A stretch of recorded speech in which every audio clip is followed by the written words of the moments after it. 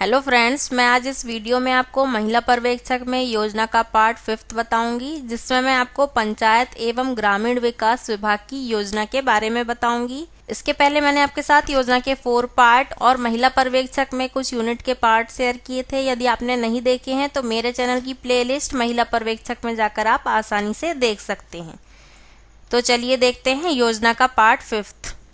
स्वरोजगार के लिए ग्रामीण युवकों के प्रशिक्षण का कार्यक्रम, इसे TRYSEM भी कहते हैं।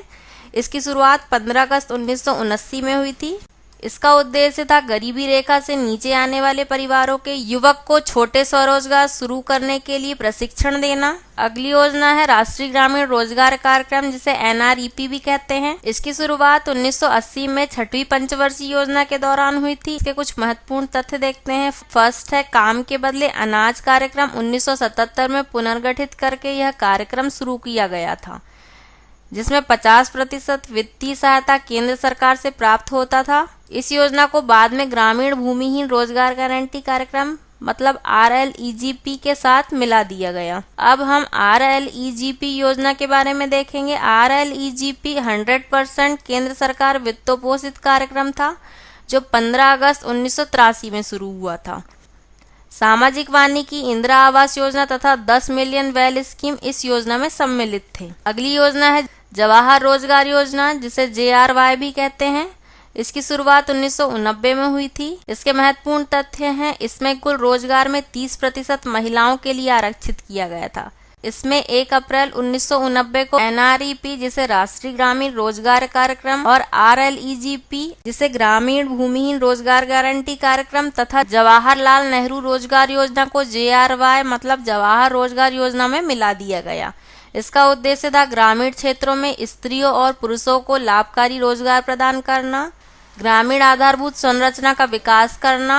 अगला है ग्रामीण क्षेत्रों में जीवन की गुणवत्ता में सुधार लाना। अगली योजना है रोजगार आश्वासन योजना, जिसे ES कहते हैं। इसकी शुरुआत 2 अक्टूबर 1993 में हुई थी। देश के 257 जिलों के 1778 विकास खंडों में इस योजना की शुरुआत की गई थी। 1 अप्रैल 1999 में इसका पुनर्गठन किया गया था। इस योजना का उद्देश्य पलायनग्रस्त इलाकों पर इस योजना को विशेष ध्यान देना था। अगली योजना है प्रधानमंत्री रोजगार योजना, जिसे PMRY भी कहते हैं। इसकी शुरुआत 2 अक्टूबर 1993 में हुई थी। इसका उद्देश्य था शिक्षित बेरोजगार युवाओं को व्यापारिक कारोबार के लिए आर्थिक सहायता देना। इसके तहत 18 से 35 वर्ष तक के युवाओं को जो 8वीं तक शिक्षित हो, उन्हें व्यापारिक कारोबार के लिए 1 लाख रुपए का ऋण प्रदान करने की व्यवस्था की गई थी। अगली है स्वर्ण जयंती रोजगार योजना, SGYS भी कहते हैं इसे। इसकी शुरुआत 1 अप्रैल 1999 में हुई थी। इसका उद्देश्य था ग्रामीण निर्धनों को स्वरोजगार के लिए सहायता प्रदान करना।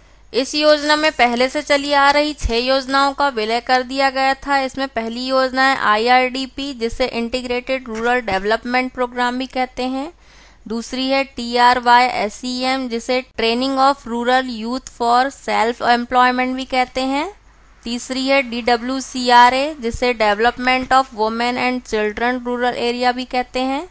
अगली है SITRA, जिसे supply of tool kit in rural area कहते हैं। 5वीं है GKY, जिसे गंगा कल्याण योजना कहते हैं, और MWS, जिसे मिलियन वेल स्कीम कहते हैं। इन 6 योजनाओं का इसमें विलय कर दिया गया। अगली योजना है संपूर्ण ग्रामीण रोजगार योजना, जिसे SGRY भी कहते हैं। इसकी शुरुआत 25 सितंबर 2001 को हुई थी। इसमें रोजगार आश्वासन योजना और जवाहर समृद्धि योजना को मिलाकर इसे बनाया गया था। इसका उद्देश्य था ग्रामीण क्षेत्रों में खाद्य सुरक्षा के साथ साथ दिहाड़ी रोजगार का अवसर प्रदान करना। इस कार्यक्रम का मुख्य लक्ष्य कमजोर वर्गों पर ध्यान देना था। अगली योजना है महात्मा गांधी रोजगार गारंटी अधिनियम, जिसे मनरेगा भी कहते हैं। इसकी शुरुआत 2 फरवरी 2006 को आंध्र प्रदेश के अनंतपुर जिले से हुई थी। इसमें शुरुआत में 27 राज्यों के 200 जिलों में इसकी शुरुआत की गई थी। 1 अप्रैल 2008 को इसे पूरे देश में लागू कर दिया गया था तथा 2 अक्टूबर 2009 से इस योजना का नाम नरेगा रखा गया था। इसका उद्देश्य था, इस अधिनियम को ग्रामीण लोगों की क्रय शक्ति को बढ़ाने के उद्देश्य से शुरू किया गया था। मुख्य रूप से ग्रामीण भारत में रहने वाले लोगों के लिए अर्ध कौशलपूर्ण या बिना कौशलपूर्ण कार्य, चाहे वे गरीबी रेखा के नीचे आते हों या ना आते हों, इसमें नियत कार्य बल का करीब 1/3 महिलाओं से ही निर्मित है।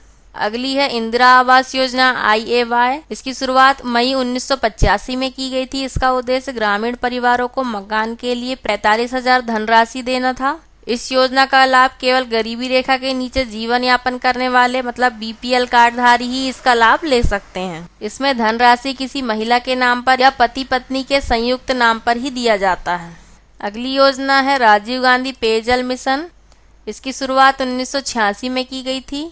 इसका उद्देश्य सभी गांवों में पेयजल उपलब्ध कराना था। नेक्स्ट है पेयजल का स्थानीय रूप से रखरखाव करना था। नेक्स्ट है अनुसूचित जाति अनुसूचित जनजाति जलापूर्ति पर विशेष बल देना था। अगली योजना है हरियाली योजना। इसकी शुरुआत 27 जनवरी 2003 को हुई थी। इसका उद्देश्य जल संग्रहण करना था तथा वर्षा जल का संचयन करना था, सिंचाई व्यवस्था देना था। अगला है पेयजल आपूर्ति को पूरा करना था।